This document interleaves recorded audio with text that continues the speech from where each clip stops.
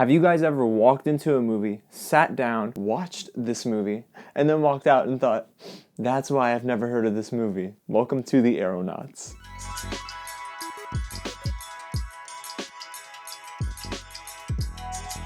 What's going on, guys? James here, and I'm gonna keep it real with you. Felicity Jones is probably the best part of this movie, but everything else?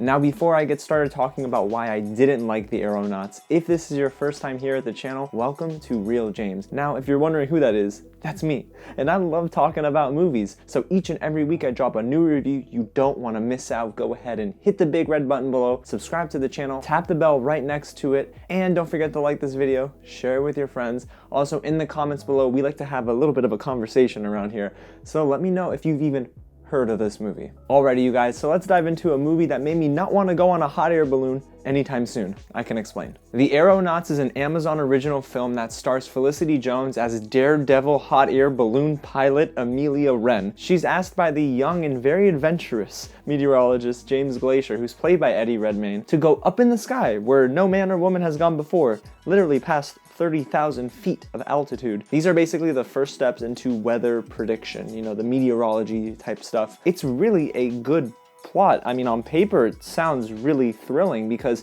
they have to now survive. What happens when you go up higher? It gets much, much colder. And yeah, at 30,000 feet, you're not gonna have a lot of people that might be able to save you. So let me start off with saying that the Aeronauts is not an awful film. There are some things about this story that I actually really liked, and one of them has to be this survivalist plot. When they're in the air, all the moments where they have to literally fight for their lives, yeah, I dig those moments. Felicity Jones and Eddie Redmayne really aren't strangers to one another. I was absolutely engaged with those scenes where they're actually fighting for their lives. They're up in the air, and I mean, listen, it looks beautiful. And that's the second thing I liked about this movie, is that the CGI was incredible. Everything up in the air looked so big in scale. I mean, seeing this on a big screen also helped too, because when you're watching this at home, it doesn't feel so vast and open. But when you're at a movie theater and you're watching it on like this huge silver screen, it blows you away. And I think that the director did a good job at making me feel claustrophobic even though I was up in this wide open sky. Now, in the acting department, Felicity Jones as Amelia Wren gives a really good performance. The script unfortunately doesn't give her the most freedom as the movie goes on. In the beginning, she's a very zany character, and then she becomes grounded as the movie progresses, but unfortunately it left a lot to be desired, similar to Eddie Redmayne, who actually starts off the list of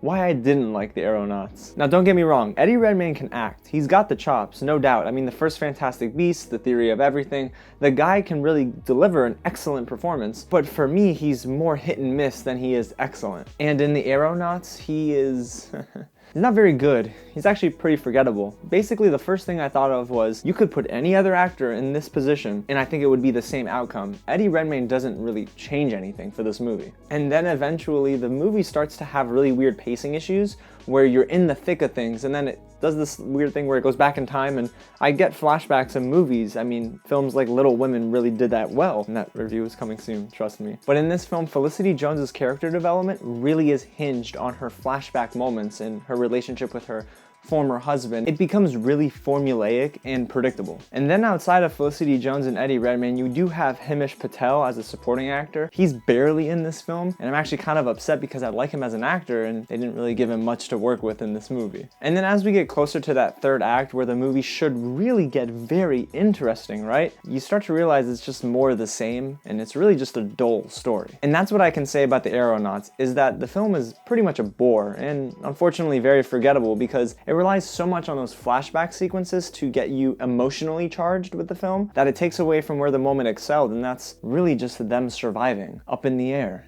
at 30,000 feet. Getting a little sweaty just talking about it. The Aeronauts is nothing but a forgettable film with two capable actors. Alrighty, you guys, well, that's my take on the Aeronauts. Again, if you enjoyed this review, don't forget to go ahead and hit the big red button below, subscribe to the channel, and hit the bell right next to it, because that's how you're gonna stay up to date with me whenever I drop anything new. Don't forget to like this video, share with all your friends, except for friends that are afraid of heights. They don't want to see this movie. And in the comments below, let me know what you think of the film when you see it. Alrighty, you guys, thanks again for watching, and I'll catch you at the next screening. Oh, this is a barf bag. Yep. I would probably need this if I was in the sky with him. Yeah. 1 second.